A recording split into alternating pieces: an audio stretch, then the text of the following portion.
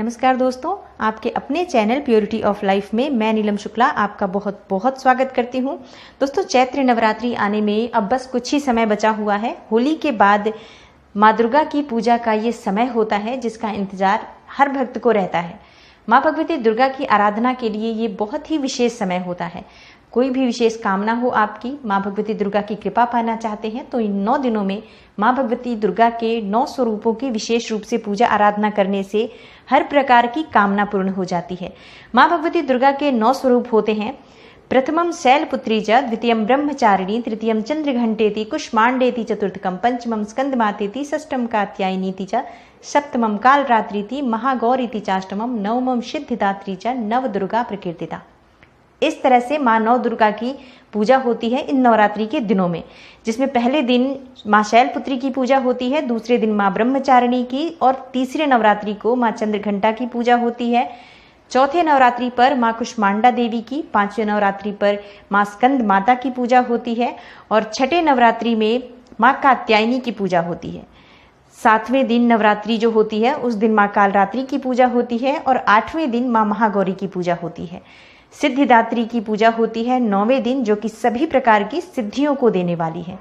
इस तरह से माँ भगवती दुर्गा के 9 स्वरूपों की पूजा इन 9 दिनों में होती है और हमारी जो भी कामना है इन 9 दिनों तक अगर हम माँ भगवती दुर्गा की पूजा आराधना सच्चे मन से करते हैं, श्रद्धा भाव से करते हैं तो निश्चित ही पूर्ण होती है। बहुत से भक्त हैं जो कि 9 दिनों तक का व्रत भी रखते हैं, कुछ लोग नहीं भी रखते हैं, लेकिन इन 9 दिनों में कुछ बातों का विशेष ध्यान रखना चाहिए। जैसे कि आप इन दिनों में अगर व्रत करते हैं तब तो बहुत अच्छी बात है, व्रत नहीं करते हैं तो भोजन आप सात्विक लें, मतलब लहसुन प्याज मांस मदिरा का सेवन इन 9 दिनों में नहीं करना चाहिए। माँ भगवती दुर्गा के 9 स्वरूपों की आराधना करें, सच्चे मन से करें, माँ की कृपा पाने के लिए करें, हर तरह की कामना पूर्ण हो जाती है नवरात्रि के 9 दिनों में माँ की आराधना करने से। आज की वीडियो में दोस्तों मैं बात करने वाली हूँ कि चैत्र नवरात्रि कब से शुरू हो रही है, कब समाप्त हो रही है, रामनवमी कब है, पारण कब करना है, कलश स्थापना का शुभ मुहूर्त क्या है, कलश स्थापना की सामग्री क्या है, कलश स्थापना की पूजा विधि क्या है, ये सभी बातें मैं आज आपसे इस वीडियो में शेयर करने वाली हूँ। तो वीडियो को पूरा ज़रूर देखें और अगर आपको आज की वीडियो अच्छी लगे तो इसे लाइक कर दीजिए और ज़्यादा से ज़्यादा इस वीडियो को शेयर कीजिए। बात करें नवरात्रि में माँ दुर्गा की पूजा में हम कलश स्थापना करते हैं तो वो बहुत महत्वपूर्ण होता है। कलश स्थापना जो की जाती है इसका महत्व शास्त्रों में भी वर्णित है और ऐसा माना जाता है कि नवरात्रि के दौरान जो हम कलश स्थापना करते हैं इससे बहुत ही शुभ फलों की प्राप्ति होती है और माँ दुर्गा की नवरात्रि की पूजा में कलश स्थापना का विशेष महत्व होता है, जो कि नवरात्रि के प्रथम दिन यानी कि प्रतिपदा तिथि के दिन होता है। कलश स्थापना में हमें सामग्री क्या चाहिए होती है दोस्तों? एक मिट्टी का बर्तन हमें चाहिए होता है जिसमें हम सप्त धान्य यानी कि अनाज बोते हैं। तो चाहे तो आप जौ बो सकते हैं, चाहे 7 तरह के अनाज ले सकते हैं और मिट्टी थोड़ी सी चाहिए जो कि साफ होनी चाहिए, पवित्र मिट्टी होनी चाहिए।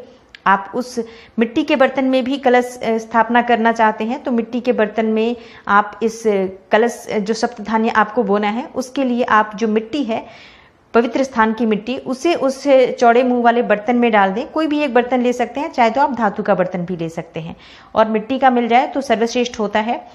इसमें आपको चाहिए थोड़ा सा मौली सामग्री में चाहिए जो कि कलावा होता है जो हम हाथ में बांधते हैं, आम या अशोक के पत्ते जो कि पंचपल्लव के लिए चाहिए, जटा वाला नारियल चाहिए पूजा के लिए और सुपारी चाहिए, अक्षत जो कि कच्चा चावल होता है, साबुत चावल होता है जिसमें बिल्कुल भी टूटे हुए दाने नहीं हो, ऐसे चावल हमें पूजा में प्रयोग करने चाहिए।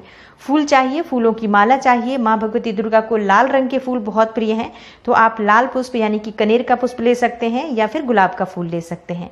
लाल कपड़ा चाहिए, मिठाई चाहिए, फल चाहिए, सिंदूर, दूर्वा, ये सभी सामग्री हमें कलश स्थापना के लिए चाहिए होती है।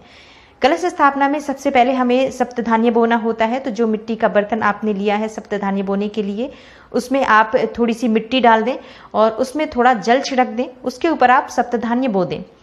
मतलब जो भी आपने अनाज लिया है वो उसके ऊपर आप रख दें और उसके बाद आपको कलश रखना है। कलश आप मिट्टी का भी ले सकते हैं, चाहे तो किसी धातु का भी ले सकते हैं। धातु मतलब तांबे का, पीतल का, जो भी आपके पास उपलब्ध हो वो कलश आप जल से भरें। उसमें पहले आपको गंगा जल डालना चाहिए, उसके बाद जल डालना चाहिए। कलश में आपको कलावा जरूर बांधना है और पंच पल्लव जो आपने ले रखा है, या तो आम के पत्ते हो सकते हैं, अशोक के पत्ते हो सकते हैं, ये 5 या 7, 11 पत्ते लें और ये आप रख सकते हैं उस कलश के ऊपर। उसके ऊपर ही आपको नारियल रखना है, तो नारियल में आप कलावा लपेट दें और उस नारियल में आपको कलावा लपेटने के बाद आप सिंदूर से, यानी कि रोली जो होती है उससे स्वास्तिक बना लें और लाल कपड़े में लपेटकर कलश को उस पत्ते के ऊपर रख देना होता है। घट स्थापना पूरी हो जाती है, उसके बाद आप माँ भगवती दुर्गा की आराधना करें और आपको चाहिए कि आप कलश में एक साबुत हल्दी डालें और दूर्वा जरूर डालें। एक सिक्का डाल सकते हैं, चाहे तो चांदी का या फिर आप नॉर्मल सिक्का भी 1 रुपए का, 5 रुपए का आप उसमें डाल सकते हैं। इस तरह से आपको कलश स्थापना करनी है। माँ भगवती दुर्गा का आवाहन करें और आपको शुद्ध घी का दीपक जला लेना है।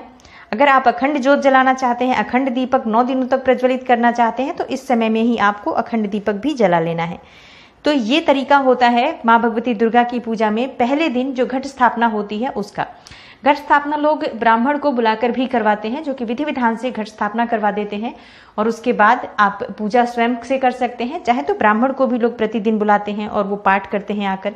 तो जिस विधि से भी आप पाठ करना चाहते हैं, पूजा करना चाहते हैं, जो आपकी श्रद्धा है, आप इन 9 दिनों में विशेष रूप से माँ भगवती दुर्गा की आराधना के लिए समय निकालें और ज़रूर आपको सुबह शाम दोनों समय माँ की आरती करनी चाहिए, पूजा करनी चाहिए और विशेष रूप से उनके मंत्रों का जप करना चाहिए। आप चाहे तो नवार्ण मंत्र का जप कर सकते हैं, सप्तशती का पाठ कर सकते हैं, दुर्गा चालीसा का पाठ कर सकते हैं। ये किसी भी तरीके से आप माँ की आराधना करते हैं वो निष्फल नहीं जाती है और इसका फल हमें कई गुना होकर प्राप्त होता है, क्योंकि ये जो समय होता है शक्ति का समय होता है, एनर्जी का टाइम होता है। इस समय में आप जितनी अधिक माँ की आराधना करेंगे, पूजा करेंगे, उसका उतना ही अधिक आपको प्रभाव प्राप्त होगा। अब बात करते हैं कि नवरात्रि कब से शुरू हो रही है, कब समाप्त हो रही है। देखिए 13 अप्रैल 2021 से नवरात्रि की शुरुआत हो रही है और 21 अप्रैल को रामनवमी है। रामनवमी जो कि भगवान श्री राम के जन्म का भी दिन माना जाता है, तो इस दिन श्री राम की भी पूजा हमें जरूर करनी चाहिए।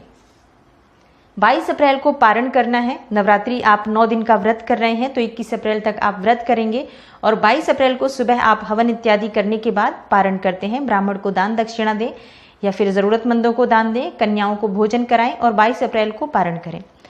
चैत्र नवरात्रि में जो कलश स्थापना का शुभ मुहूर्त है सुबह 5:28 से 10:14 तक का है। ये सुबह का शुभ मुहूर्त है और अभिजीत मुहूर्त है 12:02 से लेकर 12:52 तक का। तो जो लोग कलश स्थापना सुबह नहीं कर पाते हैं वो इन दिनों में भी इस समय में भी कलश की स्थापना कर सकते हैं, जो कि अभिजीत मुहूर्त का समय है 12:02 से 12:52 तक का।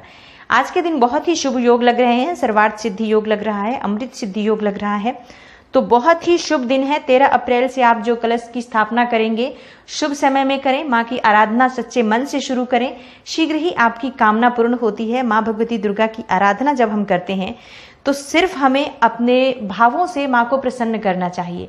सामग्री आपके पास कुछ भी कम हो, इससे आप परेशान न हो, मन में कोई संशय न रखें।